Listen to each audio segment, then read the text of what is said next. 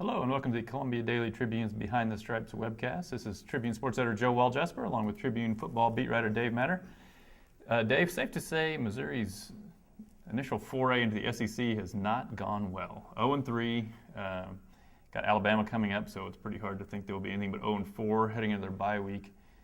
This is kind of maybe the worst case scenario for people who thought Missouri was kind of getting out of their league when they were switching to the SEC, that they had a nice little run in there where they had it in the Big 12, and they were a decent, okay Big 12 team, but now you're playing in the most tough, difficult league in the nation, and you're going to be shown what that's all about. And to this point, those people who said that have reason to say, we told you so. Right. Do you think in any way this diminishes what Missouri has accomplished the last 7-8 years in the Big 12, what Gary Pinkel's done at Missouri, if when you switch leagues that suddenly you look so helpless?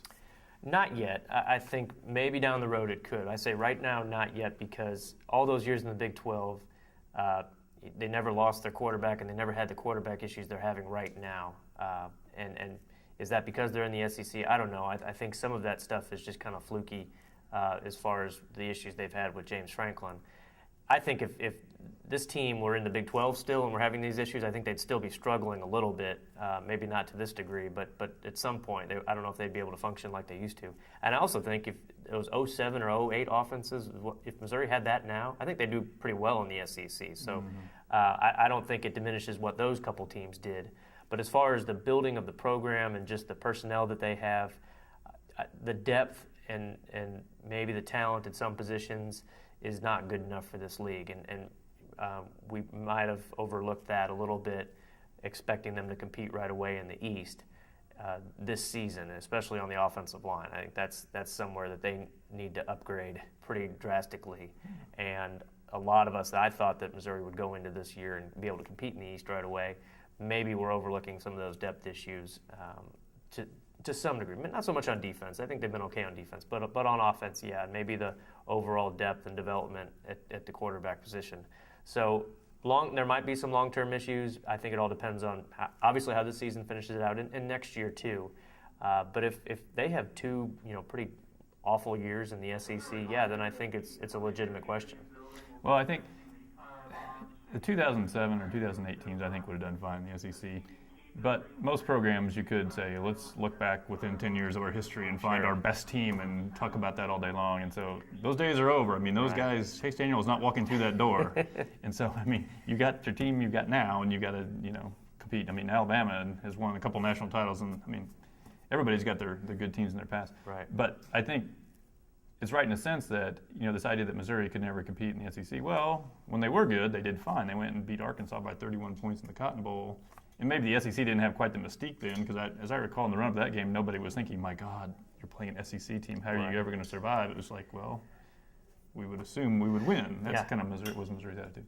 I think maybe one of the concerns Missouri has is this year I think they had a pretty good recruiting class. You got some true freshmen you look at in fall camp and you thought, these guys can play. Right. I didn't feel that way last year. Right. I didn't really feel that way the year before. Last year, the only guy that you looked at and could have much of an impact really was Sheldon Richardson, and he was not a freshman. Right. So I think when you saw these people get hurt this year, okay, now who are the redshirt freshmen, the sophomores that are going to step in? And there aren't any.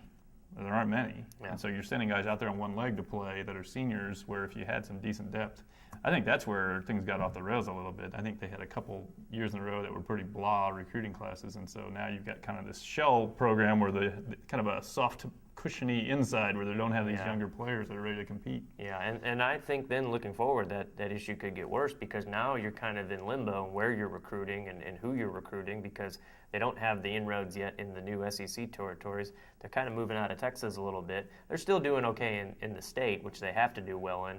So yeah, I think that could even make some of those, that problem could get worse as far as just really recruiting the caliber of players that were good enough to win in the Big 12, and now you've got this huge challenge in the SEC, and it's not going to help if you're going into recruiting in this league with a 1-7 league record and an uncertain future on how you're going to be able to compete in this league. Especially then when you look at Texas A&M, the team that people figured would really struggle in this league right off the bat is doing pretty well. Mm-hmm.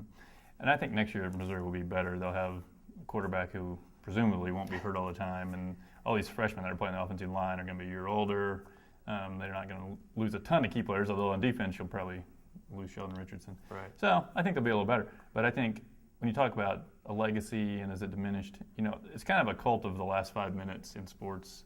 And so they're 0-3, and so everybody can have a laugh now. If he doesn't go on and, if next year's the same as this year and the year after that, then, yeah, that's the way it's going to be seen. Now, in reality, it probably was the years where Missouri was doing well in the Big 12. A lot of those years, the Big 12, 2006 or 2007, the Big 12 was probably about as good as the SEC, and he was doing fine. Right. I think maybe the peak of Gary Pinkel was during a time when the Big 12 was better than it is now. Oh, yeah.